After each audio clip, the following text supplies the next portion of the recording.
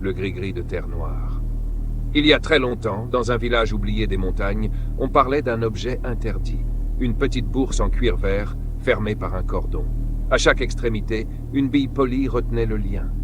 On disait qu'à l'intérieur se trouvait de la terre, mais pas n'importe laquelle, de la terre maudite, prise sur une tombe que l'on n'aurait jamais dû profaner.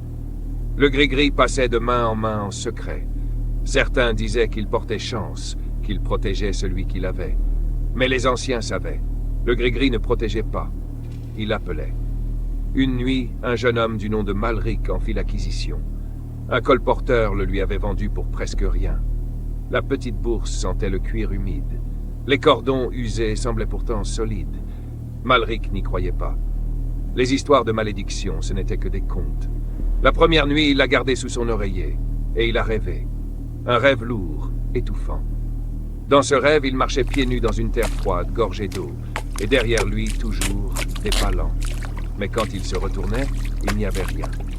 Au matin, il trouva de la boue séchée sur ses pieds. Les jours suivants, tout a changé. Les animaux s'arrêtaient quand il passait. Les enfants détournaient les yeux. Et chaque soir, dans le silence de sa chambre, il entendait le cuir de la bourse se tendre, comme si quelque chose bougeait à l'intérieur. Il a juré avoir entendu un souffle qui murmurait son nom. Alors il a voulu se débarrasser du gris-gris. Il l'a jeté dans la rivière. Mais le lendemain, en se réveillant, la bourse était de nouveau sur sa table de nuit, le cuir encore humide, le cordon serré, et la terre à l'intérieur semblait plus lourde qu'avant.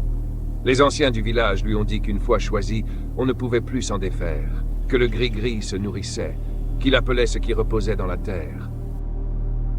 La dernière nuit, Malric a disparu. Sa maison était intacte, la table encore mise, mais son lit était rempli de boue, jusqu'à l'oreiller, et au centre reposait la petite bourse en cuir vert, fermée par son cordon, légèrement gonflée, comme si elle contenait bien plus de terre qu'avant.